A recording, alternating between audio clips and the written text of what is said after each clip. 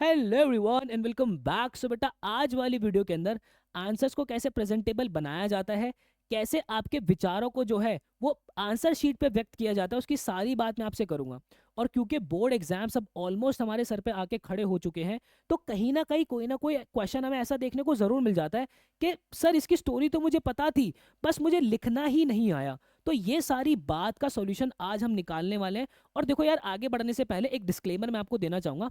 Answers को presentable बनाना या अपने थॉट्स को आंसर्स के अंदर मतलब आंसर शीट पे व्यक्त करना, ये कोई ऐसी चीज नहीं है कि एक वीडियो देखने के बाद आपको जो है एक अलग सी शक्ति आ जाएगी। नहीं नहीं, ये एक कला है जो कि धीरे धीरे धीरे बिल्ड होती है। आपको थोड़ा सा वक्त जो है चीजों के साथ देना पड़ता है। तो ऐसा मत एक्सपेक्ट करना कि जस्ट इसके बाद ही कुछ ना कुछ शक्तियां आपके पास आ जाएंगी। पर मैं कुछ टिप्स एंड ट्रिक्स आपको ऐसी जरूर दूंगा। अगर अभी प्रिपरेशन के दौरान आपने वो टिप्स एंड ट्रिक्स का बातें जो मैं आपको बताऊंगा वो दिमाग में रखी, तो डेफिनेटली आपको जो है बहुत ही ज्यादा चेंज अपने अंदर देखने को मिलेगा। तो सबसे पहली टिप अब आपको क्या दिमाग में रखनी है, एक कोट में दे रहा हूं बेटा। The less time the examiner spends checking your answer sheet, the higher your marks will be. बात को बिल्कुल ध्यान से समझना। एक एग्जामिनर जो है वो न जाने कितने दिनों से आंसर शीट्स को चेक कर रहे होते हैं।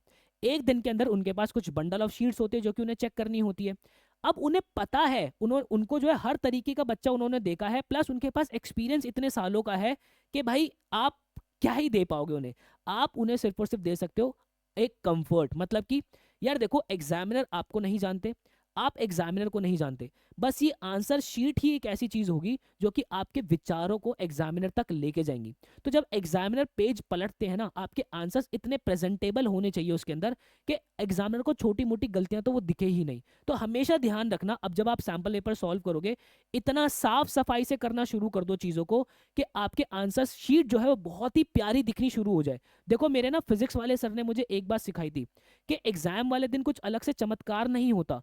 हम हमारे ब्रेन को डे वन से जैसा ट्रेन करते हैं, वो एग्जाम वाले दिन ठीक वैसा ही परफॉर्म करता है। तो अभी से आपकी आदत अगर ये लग जाएगी आंसर शीट को साफ सफाई से जो है प्रेजेंटेबल बनाने की, तो आपके बोर्ड एग्जाम्स के अंदर भी चीजें प्रेजेंटेबल ही बनेगी। तो एग्जामिनर को हमें क्या देना है, कंफर्ट देना है बेटा। उन्हें बिल्कुल कंफर्ट के अंदर रखना है। हमें अपने आंसर्स को इस तरीके से लिखना है कि सर मैं एक अच्छा बच्चा हूं, मुझे सब कुछ पता है, मैंने बहुत साफ सफाई से जो है काम किया हुआ है। हर एक जो आपके आंसर्स होते हैं उसके जो कीवर्ड्स होते हैं उसको अंडरलाइन करते हुए चलना है।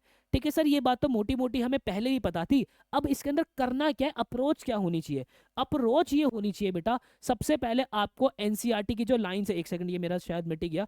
एनसीईआरटी की जो लाइन है बेटा, हर एक लाइन को आपको बहुत ही थॉरोली जो है वो पढ़ना है।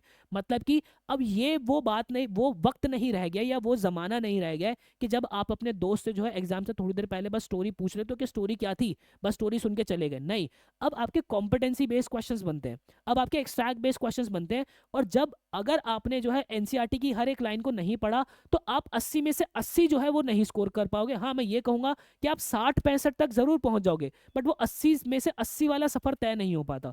तो इसलिए अभी से जो है एनसीईआरटी की हर एक लाइन को पढ़ना शुरू कर दो। क्यों कह रहा हूं, क्योंकि हर एक चैप्टर के जो है बेटा वो एक रेलेवेंट कीवर्ड्स होते हैं जो कि एग्जामिनर ढूंढ रहे होते हैं। ये कीवर्ड्स आपको लिखने बहुत ज्यादा जरूरी होते हैं अपने आंसर्स के अंदर। अब कैसे लिख सकते हो या कैसे पढ़ सकते हो उसकी मैं बात करूंगा। प्लस इंग्लिश में हर एक चैप्टर का बेटा एक रिलेवेंट कोट होता है, जिस कोट के अंदर पूरा चैप्टर जो है वो समाया हुआ होता है। उस कोट के अंदर उस चैप्टर का पूरा एसेंस होता है। तो हर आंसर के नीचे या हर आंसर की स्टार्टिंग में जब आप वो कोट लिखते हो, तो एग्जामिनर पे एक अच्छा इंप्रेशन पड़ता है। एग्जामिनर आपसे बहुत खुश हो जाते हैं और वो छोटी मोटी गलतियों को तो वैसे ही नजरअंदाज कर देते हैं। देन उसके बाद इंग्लिश में हर एक चैप्टर का जो ऑथर का नाम है वो आपके टिप्स पे होना शुरू हो जाना चाहिए। अब क्यों, क्योंकि जब आप अपने आंसर्स को लिखोगे, आंसर्स के अंदर आपने चैप्टर के नाम के साथ साथ उनके ऑथर का भी जिक्र किया है, तो एग्जामिनर पे अच्छा इंप्रेशन पड़ता है। प्लस हर एक चैप्टर की जो सेंट्रल थीम होती है, वो थीम आपको जो है मुंह जबानी रटी होनी चाहिए। इस लेवल पे रटी होनी चाहिए कि अगर आपको नहीं भी पता चल रहा है किसी क्वेश्चन के अंदर कि यार मैं क्या लिखूं, तो आपने अगर वो सेंट्रल थीम भी वहां पे लिख दी ना, तब भी आप जो एग्जामिनर जो है आपको वो मार्क्स दे देते हैं। तो थीम और जो ऑथर का नाम है, ये आंसर्स को बहुत प्रेजेंटेबल जो है वो बनाते हैं। इस बात का आपको ध्यान रखना है। देन उसके बाद पेपर को एक करेक्ट सीक्वेंस के अंदर अटेम्प्ट करना अब आप शुरू कर दो। सीक्वेंस बेटा कुछ भी हो सकता है, चाहे आपका फर्स्ट से लास्ट अटेम्प्ट सीक्वेंस हो या आपका लास्ट से फर्स्ट का सीक्वेंस हो, कुछ कोई भी सीक्वेंस हो, बस इन्हीं दो सीक्वेंस को आपको दिमाग में रखना है। ऐसा मत कर देना कि थर्ड का ए पार्ट सबसे पहले सॉल्व कर दिया, उसी के नीचे सेवंथ का बी पार्ट सॉल्व कर दिया, फिर वापस से फर्स्ट का जो है सी पार्ट आपने सॉल्व कर दिया, फिर फोर्थ का ए पार्ट आपने सॉल्व कर दिया। इससे होगा क्या? इससे होगा ये कि एग्जामिनर को क्वेश्चन पेपर बार बार बदलना पड़ेगा, आपकी आंसर शीट को बहुत आगे पीछे करके देखना पड़ेगा, तो एग्जामिनर को डिस्कम्फर्ट आएगा। ठीक है सर, ये सारी बात अब हम दिमाग में रख लेंगे। अब अप्रोच क्या होनी चाहिए? अप्रोच ये होनी चाहिए बेटा, आपको एक एक्सेल शीट का जो मैं लिंक है या डिस्क्रिप्शन बॉक्स के अंदर दे रहा हूँ, ये एक्सेल शीट है क्या बेटा? ये एक्सेल शीट ये है कि जितने भी आपके एनसीईआरटी के जो आपके जो चैप्टर्स हैं, मतलब कि आपके फ्लेमिंगो और विस्तास के इंग्लिश के जितने भी चैप्टर्स हैं, हर एक चैप्टर की लाइन बाय लाइन एक्सप्लेनेशन, मतलब कि अगर यहाँ पे आप लिंक देखोगे ना, तो द लास्ट लेसन की proper line by line explanation की वीडियो मैंने डाली हुई है। आप जो है अब लाइन बाय लाइन एक्सप्लेनेशन की वीडियो देखो बहुत अच्छे से। जैसे आपने द लास्ट लेसन पूरा कर लिया, आप अपने जो है चैनल पे आ जाना। चैनल पे आने के बाद यहाँ पे प्लेलिस्ट वाले सेक्शन के अंदर आ जाना।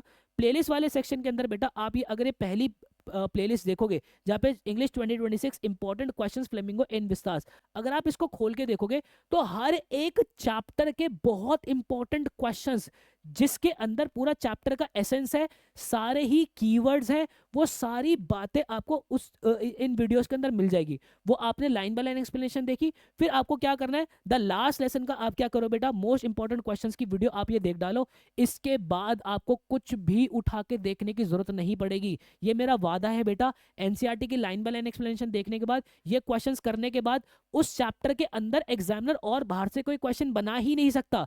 अगर कोई क्वेश्चन जो है दूसरी लैंग्वेज में पूछ भी ले, तो आप इस लायक हो जाओगे कि आप जो है वो प्रॉपर उसका आंसर कर सकोगे। मैंने हर एक कीवर्ड को, हर एक बातों को बहुत अच्छे से लिखा हुआ है। ये जो आंसर्स रहेंगे बेटा इन वीडियोस के अंदर, इनको अपने हाथों से लिख लिख कर देखना, आपको बहुत कॉन्फिडेंस फील होगा, आपके आंसर्स बहुत ज्यादा ही प्रेजेंटेबल बनेंगे।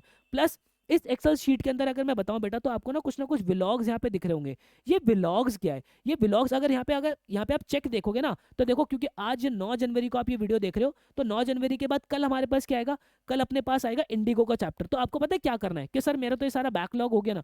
कोई बात नहीं, बैकलॉग हो गया, आप क्या करो, कल शाम को 5 बजे आपके पास आंसर राइटिंग की जो वीडियो आएगी, उससे पहले आप इंडिगो का चैप्टर निपटा लो। शाम को जो है आप क्या करना, शाम को आप अपना इसकी आंसर राइटिंग की जो वीडियो है वो बहुत अच्छे से जो है अपने देख लेना, और देन उसके बाद एक्सेल शीट के अंदर यहाँ पे क्या लगा देना, इस तरीके से चेक लगा देना कि ये चैप्टर अपना हो गया। प्लस हर वीडियो के कॉमेंट सेक्शन के अंदर अपना नाम और कंप्लीटेड लिख देना, जो भी आपका नाम है वो लिख देना और कंप्लीटेड लिख देना, ताकि मेरे तक पहुंच जाए कि हाँ इस बच्चे ने जो है वो प्रॉपर कंप्लीट किया। और जब आप इस सीक्वेंस के अंदर चलोगे, हर एक चैप्टर आपका कंप्लीट होता रहेगा ना बेटा, तो मुझे भी तसल्ली मिलेगी कि हाँ यार ये बच्चा बहुत कंसिस्टेंसी से जो है मेरे साथ बना रहा है।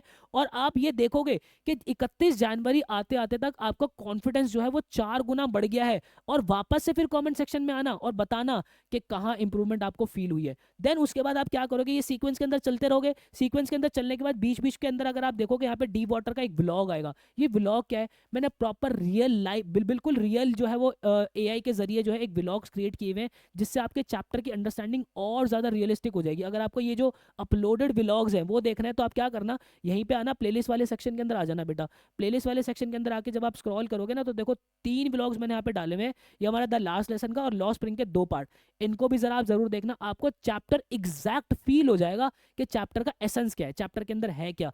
प्रॉपर एक मूवी की तरह आप जो है चीजों को देख रहे होगे। तो इस तरीके से बेटा मैंने सारी चीजें जो है बनाई हुई है। तो इन व्लॉग वाले दिन पे क्या करोगे, क्योंकि ये व्लॉग जो है 5-6 मिनट के होंगे, 5-6 मिनट मतलब ये एक तरीके का गैप हो गया, तो इस दिन आप जो है द लास्ट लेसन भी कंप्लीट कर लोगे, उसके क्वेश्चन आंसर्स कंप्लीट कर लोगे, इसको भी लगे हाथे देख लोगे। तो इस तरीके से चीजें जो है आपको लेके चलनी है।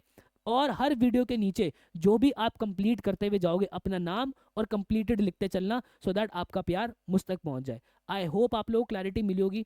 इतनी पूरी मेहनत मैं आप लोगों के साथ कर रहा हूं बेटा, हर एक चैप्टर के साथ extract based question, competency based question, keywords, हर एक चीज मैं आप लोगों को देता हुआ चल रहा हूं, जो कि आपको कहीं से भी कोई भी नहीं देगा। चैप्टर तो बहुत लोग आके आपको पढ़ा देंगे, पर ये जो क्वेश्चंस को एक एक आंसर को लेके जो है कोई भी नहीं चलने वाला। आई होप आपको क्लैरिटी मिली होगी। ऐसे ही best authentic to the point genuine videos मैं आप लोगों के लिए बनाता रहता हूँ। बिल्कुल ऐसे किसी नेक्स्ट वीडियो के अंदर मुझे दीजिएगा इजाजत। Till then bye and take care.